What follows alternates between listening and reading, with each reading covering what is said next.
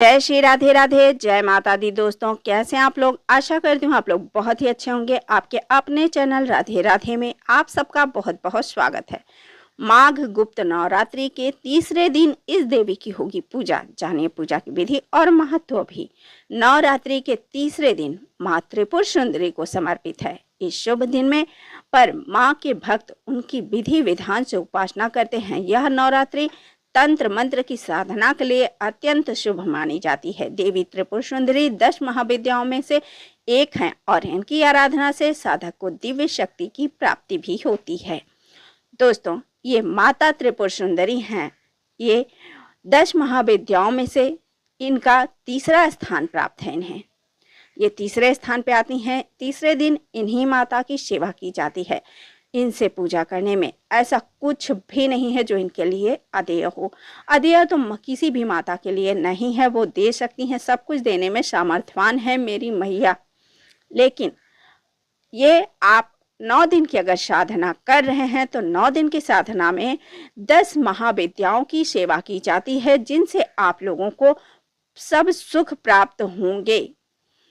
दोस्तों, ये माता हर सुख, हर वैभव देने में, हर संकट दूर करने में आप सबके साथ रहती हैं। माँ अपने जैसे माँ अपने बच्चों को किस तरह से रखती है, माता उसी तरह हर इंसान के साथ जो भी माता की शरण में जाते हैं, माता उनकी रक्षा करती हैं।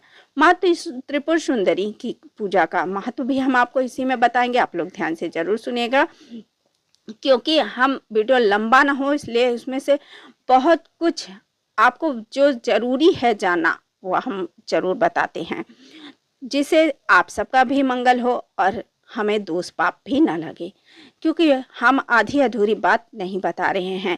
इसमें से जो आवश्यकता है हम वही बातें आपको बता रहे हैं। तो माँ त्रिपुर सुंदरी की पूजा का महत्व। माँ त्रिपुर सुंदरी को श्री विद्या उपासना की प्रमुख देवी माना जाता है। वे सौंदर्य, ऐश्वर्य, आध्यात्मिक ज्ञान की देवी भी हैं। इनका स्वरूप अत्यंत मनमोहक और सौम्य होता है। त्रिपुर सुंदरी देवी को राज राजेश्वरी और ललिता देवी के नाम से भी जाना जाता है। वे ब्रह्मांड की अधिष्ठात्री देवी है और इनकी कृपा से साधक को आत्मज्ञान और आदित्य शक्ति प्राप्त होती है। इस दिन की गई साधना को समस्त मनोकामनाओं को पूर्ण करने वाली देवी माना जाता है और जीवन में सुख समृद्धि भी आता है आपकी। इस विधि से करें माता की पूजा। माँ त्रिपुर सुंदरी की पूजा करने वाले जातक को सुबह जल्दी उठकर नित्य क्रिया से निवृत्त होकर स्वच्छ होकर जल में गंगा जल मिलाकर स्नान करना चाहिए। इसके बाद साधारण साफ वस्त्र पहनने चाहिए और माँ के व्रत का संकल्प लेना चाहिए। दोस्तों, अगर किसी वीडियो मुझसे ये छूट गया हो और आपने अगर वो वीडियो मेरा सुना है तो भी मैं आपको यही कहूँगी कि ये जो मैं पूजा विधि बता रही हूँ, अगर किसी में हो सकता है मुझसे भूल हुई हो तो आप लोग ऐसे ही करना है कि सुबह सर्वप्रथम आपको, अगर आप व्रत कर रहे हैं तो व्रत का संकल्प जरूर से जरूर लें, क्योंकि बिना संकल्प के व्रत अधूरा ही रह जाता है। घर के पूजा स्थान के पास विधि पूर्वक कलश की स्थापना करें और उसमें स्वच्छ जल भरें। उसमें थोड़ा सा पवित्र गंगा जल जरूर मिलाएं। इसके साथ ही कलश के मुख पर आम के पत्ते रखकर, दोस्तों अगर आप किए तो नहीं, अगर आप स्थापना किए हैं 9 दिन वाला तो कोई बात नहीं, आप जिसमें किए हैं उसी में पूजा कर सकते हैं, क्योंकि एक बार स्थापना होने के बाद माता आदिशक्ति वहीं विराजमान रहती हैं। फिर आप उनके किसी भी रूप की आवाहन कर सकते हैं, उन्हें किसी भी रूप में आप पूज सकते हैं। तो अगर आपने किया है तो कोई बात नहीं, ठीक है, और नहीं किया है तो आप अगर तीसरे दिन से पूजा कर रहे हैं तो ऐसे ही कीजिएगा। कलश के मुख पर आम के पत्ते रखें। माँ की पूजा शुरू करने से पहले पूजा स्थान पर माँ त्रिपुर सुंदरी की प्रतिमा या चित्र जरूर लगाएं, क्योंकि ऐसा करने से आपको माँ का ध्यान करने और उनको भोग अर्पित करने में आसानी होगी। क्योंकि दोस्तों, जो कोई तस्वीर, कोई फोटो या कुछ है तो उससे ध्यान और अपनी तरफ खींचता है, उससे आपका मन भी एकाग्र होगा और आपको ऐसा प्रतीत होगा कि माँ स्वयं सामने है। तो आप लोग देख लीजिए, जैसे आपकी सुविधा हो सके, जिस भी तस्वीर के सामने आपने बैठे हैं तो अपने मन में ये मत रखिए कि ये तो काली माँ है, ये तो ये माँ है। ऐसा नहीं है, माँ एक ही है। माँ त्रिपुर सुंदरी काली माता जिस रूप में आप पूजना चाहोगे, यूं तो रूप है दुर्गा का, पर काली भी बन जाती है। दोस्तों, जब दुर्गा माता सौम्य है और सुंदर है, लेकिन जब उसे अपने भक्तों को, अपने बच्चों का अहित होते हुए देखती है तो दुर्गा रूप काली बन जाती है। माँ त्रिपुर सुंदरी की पूजा में आप मंत्र क्या जपेंगे वो भी हम आपको बताएंगे। मंत्र की भी पूजा के लिए एक थाल में पूजा सामग्री जरूर रख लें, प्रतिमा के सामने दीप दान करें और भोग लगाने के साथ ये आसन बिछाकर बैठें। उसके बाद माँ के इन मंत्रों का जाप आप जरूर कीजिएगा। ओम ऐं ह्रीं श्रीं त्रिपुर सुंदरी नमः का 108 बार जाप जरूर करें। इसके साथ ही त्रिपुर सुंदरी चालीसा या सूक्त का भी पाठ आप कर सकते हैं।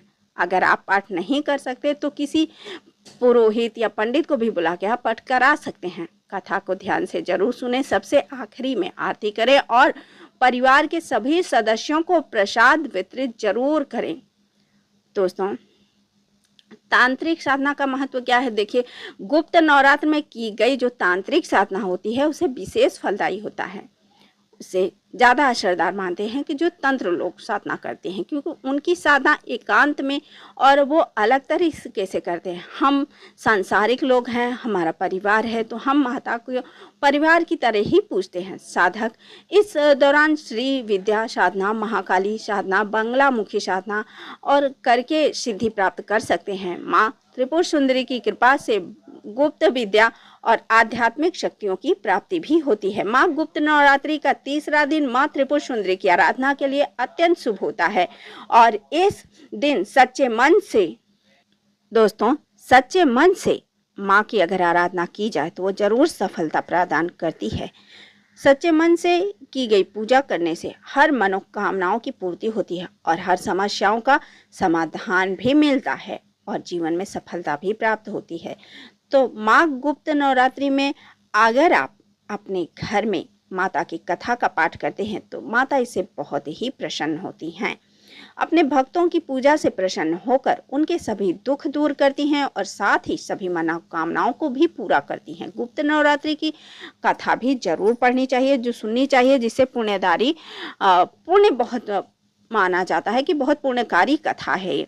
तो आपको हम माता रानी की कथा सुनाने जा रहे हैं, आप लोग सुनिएगा जरूर, क्योंकि ये पहली कथा है माँ का, जो कि ग्रंथों के अनुसार एक बार श्रृंगी ऋषि अपने भक्तों को दर्शन देने के लिए हुए थे, तो उन भक्तों के बीच में एक महिला भी खड़ी थी जिस पर श्रृंगी ऋषि की नजर पड़ी। तब उन्होंने महिला से उनके बारे में पूछा। उस स्त्री ने श्रृंगी ऋषि से को आप बीती बताते हुए कहा कि मेरे पति हमेशा बुरे कार्यों में लिप्त रहते हैं और जिसकी वजह से घर का माहौल खराब रहता है और मैं किसी भी तरह का पूजा पाठ नहीं कर पाती हूँ। मुझे धर्म के मार्ग पर चलने का कोई सरल उपाय बताइए जिससे मैं अपने पति को खुद जीवन को सफल बना सकूं, खुद के जीवन को भी सफल बना सकूं। इसके बाद श्रृंगी ऋषि ने उसको गुप्त नवरात्रि के बारे में माँ दुर्गा की उपासना करने की सलाह दी। उन्होंने बताया कि माँ दुर्गा की विधि पूर्वक व्रत करें और पूजा करने से मनुष्य के सभी पाप नष्ट होते हैं और सभी की मनोकामनाएं भी पूर्ण होती हैं। इसके बाद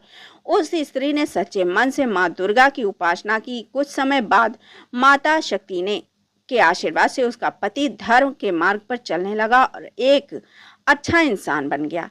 उसकी सारी विपदाएं दूर हो गए और वो सुखपूर्वक जीवन यापन करने लगे।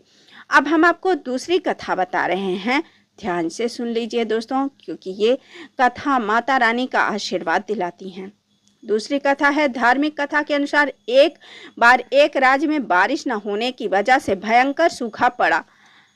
कुछ समय बाद राजा की प्रजा के पास खड़े होकर कहने लगे कि अनाज तक नहीं है हमारे पास। राजा की प्रजा भूख से व्याकुल होने लगी। राजा अपनी प्रजा को इस हाल में देखकर बहुत दुखी हुए। राजा ने भूखी जनता को देखते हुए राज्य के सभी विद्वानों को दरबार में बुलाकर इस भीषण परेशानी का समाधान पूछा। विद्वानों ने गुप्त नवरात्रि में माँ दुर्गा की पूजा करने का उपाय बताया। राजा ने विद्वानों की सलाह के अनुसार राज्य में माँ दुर्गा की पूजा की घोषणा कराई, जिसके बाद राज्य के सभी लोगों ने विधि पूर्वक माँ की पूजा अर्चना शुरू कर दी। कुछ समय बाद माता दुर्गा समस्त प्रजा की पूजा से प्रसन्न हुई और राज्य में वर्षा करा के राज्य को सूखा से मुक्त करा दिया और इसके बाद राज्य की प्रजा आनंद के साथ जीवन यापन करने लगी। ये माता आदिशक्ति की दूसरी कथा है। दोस्तों, आशा करती हूँ आपको माँ आदिशक्ति माता त्रिपुर सुंदरी की ये कथाएं जरूर पसंद आई होंगी। पसंद आई हो तो लाइक कीजिए, शेयर कीजिए और सब्सक्राइब कर लीजिए। जय माता आदिशक्ति माँ त्रिपुर सुंदरी की जय हो। कथा सुनने वाले की भी जय और कथा सुनाने वाले की भी जय। एक बार प्रेम से बोलिए, जय माँ त्रिपुर सुंदरी।